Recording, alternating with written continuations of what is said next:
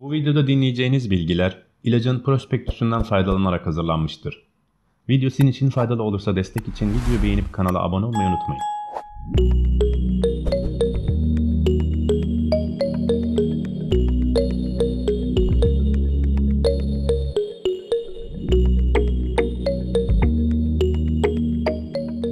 Sinir sistemi ilaçları grubunda yer alan Demax tablet, 10 ve 20 mg'lık karton ambalajlarda sunulmaktadır. İlacın etken maddesi memantindir. Demax film tablet nedir, ne için kullanılır? Demax, beyin içerisinde öğrenme ve hafızada önemli sinyallerin iletilmesinden sorumlu, NMDA adı verilen reseptörler üzerine etkileyerek sinir sinyal iletimini arttırır ve hafızayı geliştirir. Alzheimer hastalığında hafıza kaybı, beyindeki mesaj sinyallerinin bozukluğuna bağlı olarak ortaya çıkmaktadır.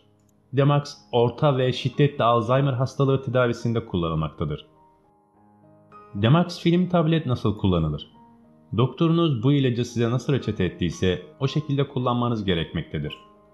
Tedavinin ilk 3 haftası süresince Demax dozu kademeli olarak arttırılarak ulaşılan 20 mg'lık doz günlük önerilen tedavi dozudur.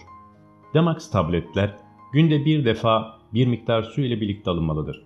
Tableti besin alımından bağımsız olarak aç veya tok karnına kullanabilirsiniz. İlk hafta boyunca günde bir defa 5 mg Demax alınız. İkinci hafta boyunca günde bir defa 10 mg Demax alınız. Üçüncü hafta boyunca ise günde bir defa 15 mg Demax alınız. Dördüncü haftadan itibaren tedaviye günde bir defa 20 mg Demax ile devam ediniz. Devam dozunda önerilen günlük doz ise 20 mg'dır. Demax film tableti kullanmayı unuttuysanız, unutulan dozları dengelemek için çift doz almayınız. Demax film tableti kullanmadan önce bilinmesi gereken hususlar şunlardır.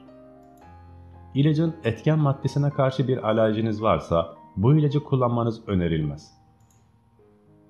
Daha önce SARA nöbeti geçirmişseniz, yakın bir zamanda kalp krizi geçirmişseniz veya kalp yetersizliğine bağlı olarak solunum yetmezliği varsa, ödem, karaciğerde büyüme ile belirgin bir hastalık veya kontrol altına alınamayan hipertansiyonunuz varsa, bu ilacı kullanırken doktorunuz tarafından düzenli aralıklarla kontrol edilmelisiniz. Demax'ın hamilelik ve emzirme dönemlerinde kullanılması önerilmez.